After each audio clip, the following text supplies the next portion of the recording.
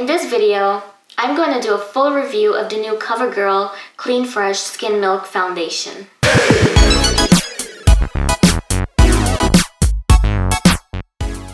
Hey beauties, welcome back! If you're new here, I'm Lily, and today I'm going to be doing a review of the new Covergirl Clean Fresh Skin Milk Foundation. I'm super excited for today's review because first of all, it's a drugstore product and it has the clean seal on it. I haven't seen many drugstore products with the clean seal or cruelty-free bunny on it, so I was really excited when they came out with this product. I use a variety of products from high-end to low-end, and when I find that one that I like, it's like a holy grail to me. I'm so excited that drugstore products are finally jumping on the bandwagon and finally offering more clean products for people who are more cautious about that. Now, I was able to get my hands on the new Skin Milk Foundation from Covergirl. They do have a bunch of other products including a concealer, a cream blush, and a lip oil. I wasn't able to get those, but I'm really excited that I got the foundation because it wasn't pricey at all.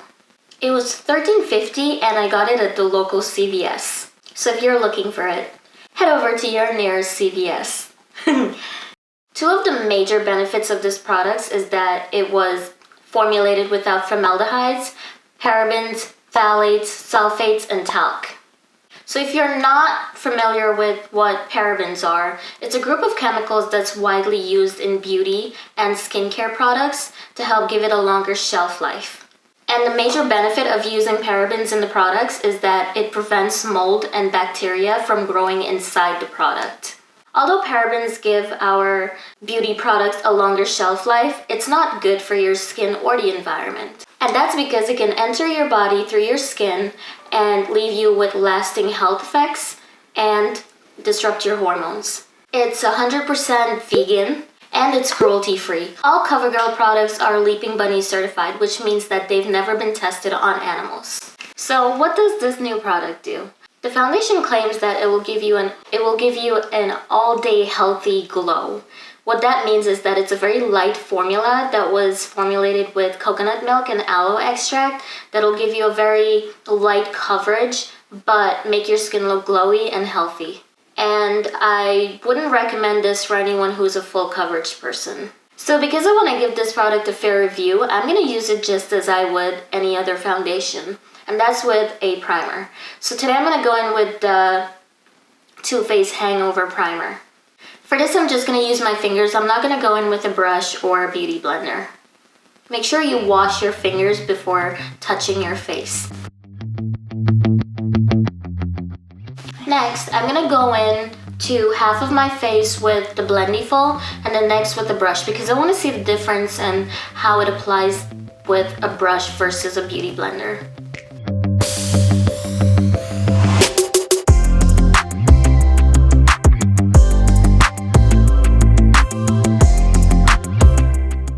So the first thing I noticed when I'm rubbing this on my skin is it is indeed a very light formula. It almost feels very liquid-like, like water, so it's not thick on the skin.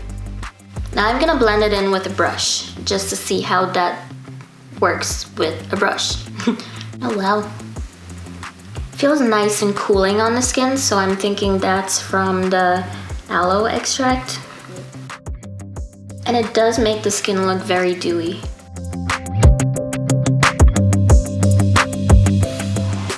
As I said, this is not full coverage, so don't expect it to cover up all of your flaws or if you're trying to cover up anything. My first impression so far is that it feels really nice on the skin. I'm curious to see how it's going to affect my skin because I haven't had many good experiences with drugstore products in the past. I've always broken out in like hives or had a rash from it, so I'm excited to see how this one works on my skin. Right down the middle, on this side I have the foundation and this side I don't have anything right now. So on the left side, I'm gonna apply the foundation with a beauty blender because I wanna see how well it applies. So starting from the middle of my face, I'm going to work my way out. Okay, I decided to apply it with my finger and then I'll blend it out with the beauty blender.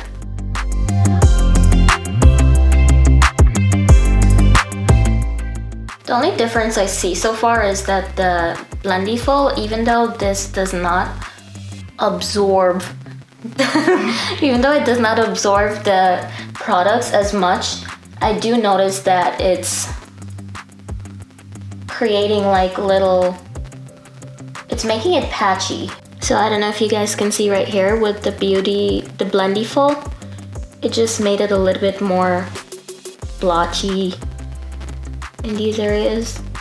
I will try to work through it and continue with the beauty blender.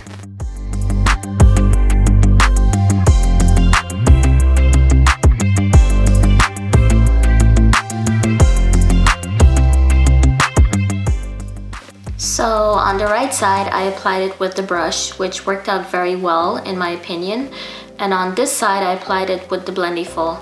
It made it very blotchy and I could see the product crumbling up on my skin. I'm not sure why, but I would recommend using a brush with this lightweight formula because it just spreads it out way better and it helps it to spread on the skin like very thinly, but it applies it very well.